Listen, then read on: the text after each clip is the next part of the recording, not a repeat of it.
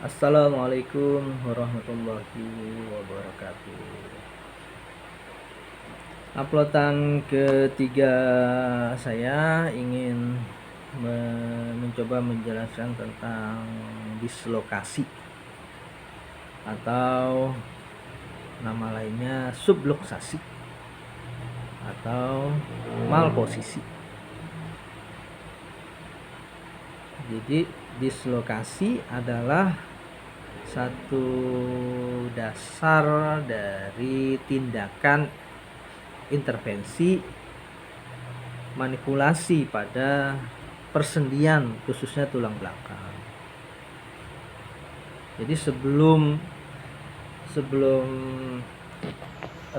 kretek atau reposisi sendi itu dilakukan, harus diketahui tipe dislokasi apa yang terjadi pada kasus nyeri tulang maupun nyeri saraf pada tulang belakang dan persendian tubuh.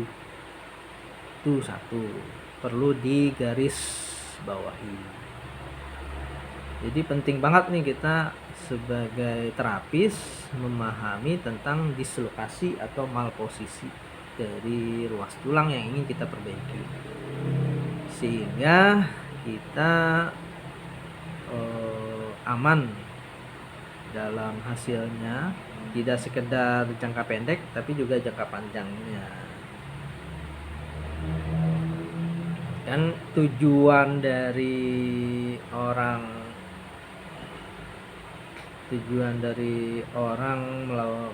melakukan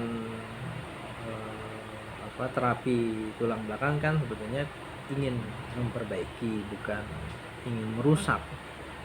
Jadi kita hargai itu kepercayaan para pasien yang mempercayakan badannya itu ke kita. Jadi kita harus benar-benar paham nih tentang dislokasi. Setelah kita paham tentang dislokasi, teknik apapun sebetulnya silakan aja, monggo-monggo aja. Baik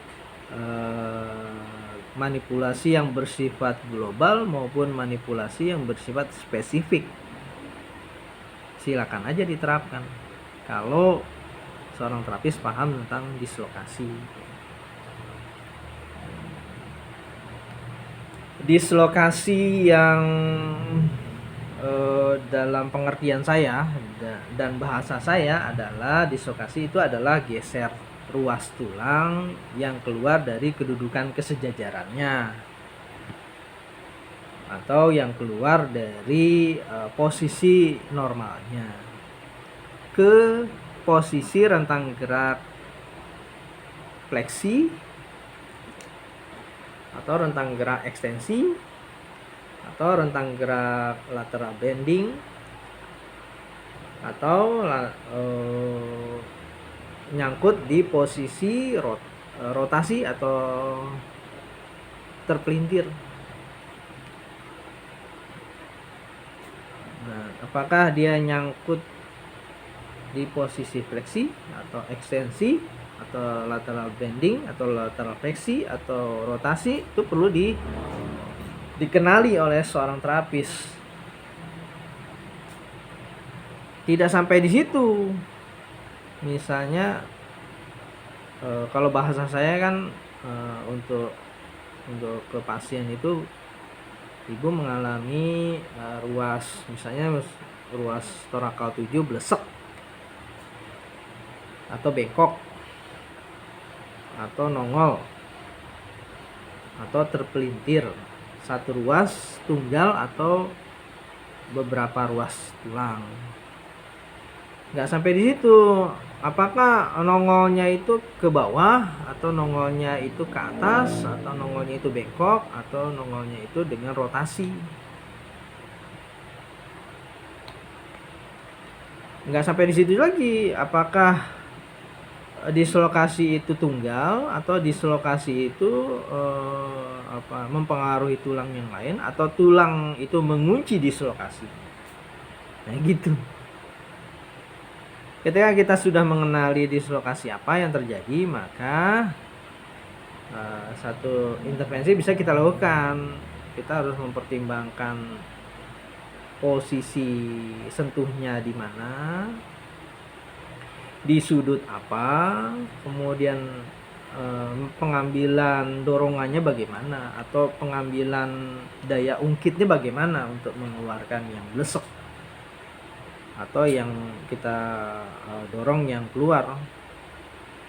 Itu perlu diperhitungkan. Jangan polanya selalu dari tekanan sentuhan dari belakang ke depan aja, satu arah vektor aja, jangan gitu. Jadi harus dipertimbangkan tuh titik sentuhnya, sudut arah dorongannya, terus bagaimana arah dorongan itu dilakukan. Kemudian dislokasi pada pelvis ya, pada sendi sakroiliak. Ini sakrum, ini ilium. Nah kan beda-beda sebetulnya, kompleks, dislokasi itu kompleks. Ada yang rotasinya bagian atas ke belakang, ada bagian rotasinya yang bagian bawah ke belakang, ada yang terpelintir rotasi eksternal atau rotasi eksternal internal, atau dia gliding ke atas atau gliding ke bawah atau blesek malah. Tidak hanya ilium tapi juga sakrum.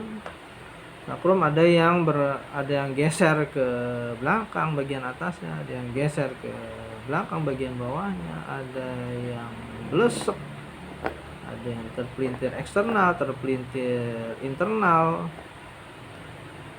ada yang blesek, ada yang naik, ada yang turun. Jadi nggak mesti selalu terusnya reposisinya biasanya menyentuh PSIS atau isium yang dia dorong ke depan ke atas. Kan itu hanya menyelesaikan satu tipe dislokasi, bukannya dislokasi yang dibutuhkan ya. Jadi ada banyak tipe dislokasi yang harus dikenali seorang terapis. Gak bisa langsung menerapkan hafalan geraknya pada tulang, malah tambah rusak nanti. Bukannya tambah benar, tambah rusak.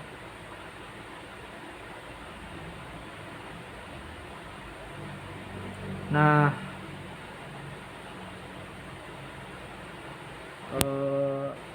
itu sedikit tentang dislokasi.